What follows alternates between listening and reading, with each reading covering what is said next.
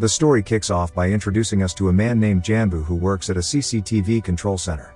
There are also two women present in the room who are making fun of Jang-Boo because he wears sunglasses even inside the room. Shortly after, the chief of the center instructs everyone to follow a robber's car through the cameras to assist the police in capturing the culprit. However, after some time, the thief disappears from their camera feed. But right at that moment, Jang-Boo skillfully manages to retrace the thief's steps and reveals his whereabouts, ultimately leading to the arrest of the thief. Witnessing this impressive feat, the entire room erupts into applause. In reality, Jang-Boo had a rare eye condition that caused everything to appear in slow motion, making it easy for him to track down criminals. The story then takes us back to when Jang-Boo was just in the 5th grade, participating in a race at his school. Suddenly, his attention is captured by his crush, Bong, and everything around him starts to move in slow motion. As a result, he trips and falls while running. Jang-Boo's parents promptly take him to a doctor, who examines his eyes and throws a ball towards him with force. Astonishingly, Jang-Boo catches the ball with ease. The doctor explains that Jang-Boo is afflicted with a rare eye disease known as dynamic visual acuity, which causes objects to appear in slow motion to him and allows him to perceive even the tiniest details clearly. However, the doctor also informs them that Jang-Boo can no longer participate in running or engage in physically demanding activities. While his eyes perceive the world in slow motion, his body functions normally, leading to coordination issues with his brain. Any attempt to run would inevitably result in him falling. The doctor predicts that over the span of a decade or two, Jang-Boo's eyesight will gradually deteriorate, eventually leading to complete blindness. He advises Jang-Boo to consistently wear black glasses to shield his eyes from radiation to slow down the progression of the disease. Jang-Boo's father makes the decision to work abroad, earning a substantial amount of money to afford the better treatment for his son. Jang-Boo's condition presented him with numerous challenges, but there were also occasional benefits that came along with it. Constantly wearing dark glasses isolated Jang-Boo, leaving him without any friends at school. The other children used to make fun of him and bully him, except for a girl named Bong. Over time, Jang-Boo and Bong grew close, developing a strong friendship. Jang-Boo developed a crush on Bong and began creating drawings as gifts to impress her. However, because of hanging around with Jang-Boo, the other children began to bully Bong as well. This caused Bong to distance herself from Jang-Boo, leaving him once again completely alone without any friends.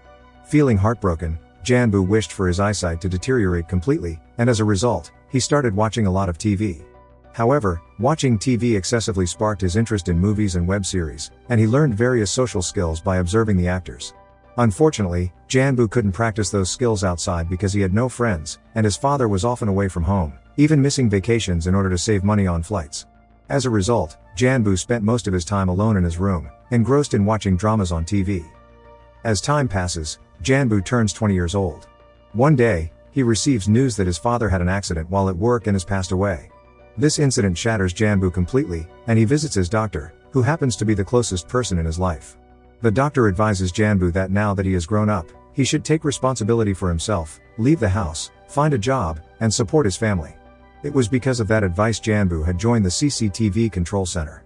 Watching the camera footage brings back memories of Jang-Boo's childhood, when he used to sit in his room engrossed in watching TV dramas, except now, everyone on the screen is like a lead actor. On the other hand, Jang-Boo's co-worker, Byung, informs their boss that Jang-Boo's behavior is quite peculiar, as he rarely speaks and is extremely introverted. Byung suggests sitting next to Jang-Boo's desk and talking to him, thinking that Jang-Boo might need a good friend. The next day, Byung sits next to Jang-Boo and asks him various questions, but Jang-Boo only responds them in his mind. Jang-Boo spends most of his time observing people's movements through the city cameras, counting their footsteps, and marking them on a map of the city. He does this to prepare himself for the eventual loss of his eyesight, ensuring that he won't encounter difficulties in navigating his surroundings. However, Byung thinks that Jang-Boo engages in these activities merely to pass the time. One day, Byung asks Jang-Boo if he has a girlfriend. Upon hearing this, Jang-Boo is reminded of Bong, and the following day, he goes to meet her outside her house. However, upon arriving, he witnesses a man shouting at Bong because she hasn't paid the rent for several months. Jang-Boo chooses not to initiate a conversation with her and silently stands there, observing the situation, feeling unsure of how to intervene or assist her in that moment. From the following day onwards, Jang-Boo starts watching Bong through the city cameras. He completely learns her routine and notices that Bong spends an extended period standing outside a cafe every day, enjoying her soda. With the intention of providing her comfort, Jang-Boo places a sofa in front of the cafe for her to sit on. The following day, as Jang-Boo observes through the camera, he notices that heavy rain begins to pour and Bong is without an umbrella. Jang-Boo, along with Byung, approaches Bong and puts an umbrella over her head. However, Bong finds this strange and calls Jang-Boo a creep before leaving the place. Jang-Boo then visits his doctor and asks for tips on how to impress Bong. The doctor suggests giving her flowers because girls like flowers. The next day, Bong was rushing for her singing audition, but she is running late. She decides to sing her audition song over the phone.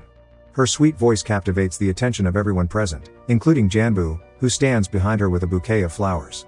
Just as Bong finishes singing and starts to leave, a truck suddenly hurtles toward her, but Jang-Boo, with his extraordinary eyesight, manages to save her in the nick of time, leaving Bong thoroughly impressed. Jang-Boo then offers the flowers to Bong, but she returns them, stating that in the 21st century, she would prefer ramen over flowers. As Bong is about to leave, Jang-Boo calls out her name from behind, but she turns around and corrects him, revealing that her name is not Bong but Soo-Mi. Jang-Boo realizes that he had been chasing the wrong girl all along, but now he has developed feelings for Soo-Mi. On the same evening, Jang-Boo encounters Soo-Mi again. She is carrying groceries and asks him for help in carrying them. Jang-Boo assists her and takes the groceries to her house. As he is about to leave, Soo-Mi asks him why he had been searching for Bong. Jang-Boo responds that he had loved Bong since childhood. The next day, while Jang-Boo was watching Soo-Mi through the city cameras at the control center, he witnesses Soo-Mi receiving a phone call that makes her incredibly happy, and she starts dancing in joy. It turns out that she has been selected in the audition and has landed a role in a musical drama. To celebrate this wonderful news, Soo-Mi decides to dine at a restaurant, where Jang-Boo observes her from a distance.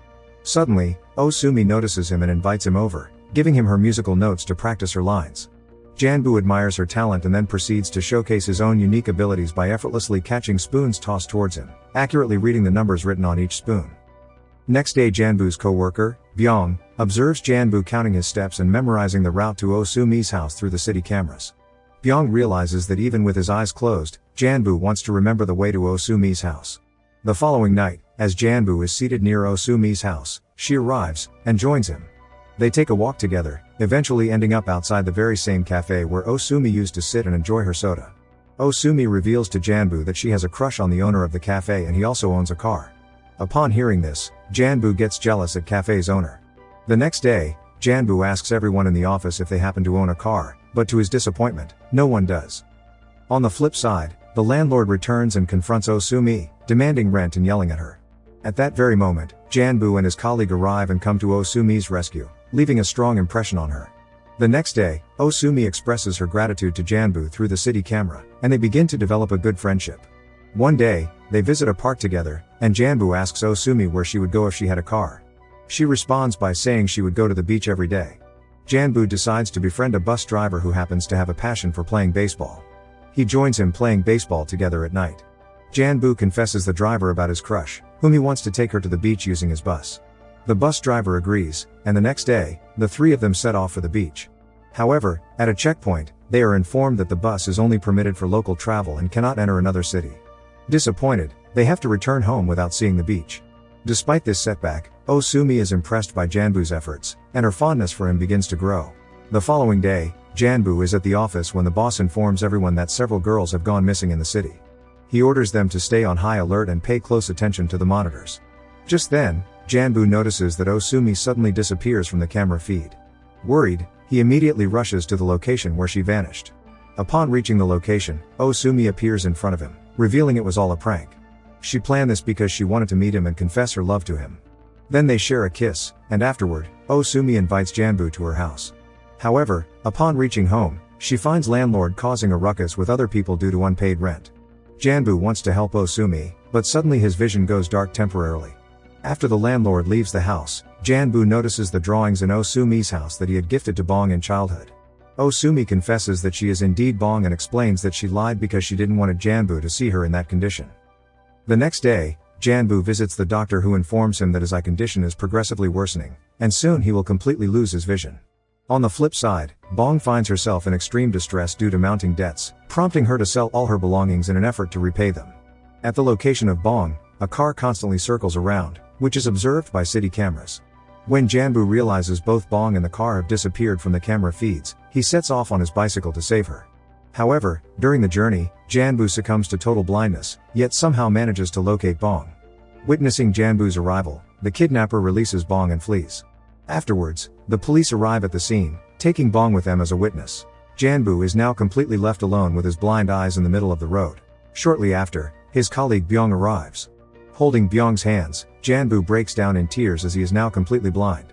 After complete blindness, Jang-Boo resigned from his job and also chose to stop seeing Bong. One day, Bong notices Jang-Boo sitting inside a cafe, and when he leaves, she excitedly waves at him, unaware of his blindness. However, as she witnesses Jang-Boo walking with a blind stick, her heart shatters. She starts following him, and ends up at Jang-Boo's blind art gallery, where she discovers that Jang-Boo has created several sketches of her as an art piece. Although Jang-Boo has lost his eyesight, he still manages to paint Bong's portraits, relying solely on his artistic intuition. On another day, as Bong continues following Jang-Boo, he unexpectedly turns around and asks her where she wants to go. It dawns on Bong that Jang-Boo can still sense her presence despite his blindness. Overwhelmed with emotions, she runs towards him and hugs him tightly, confessing her love and wholeheartedly accepting him just the way he is. With this heartfelt scene, the movie comes to an end.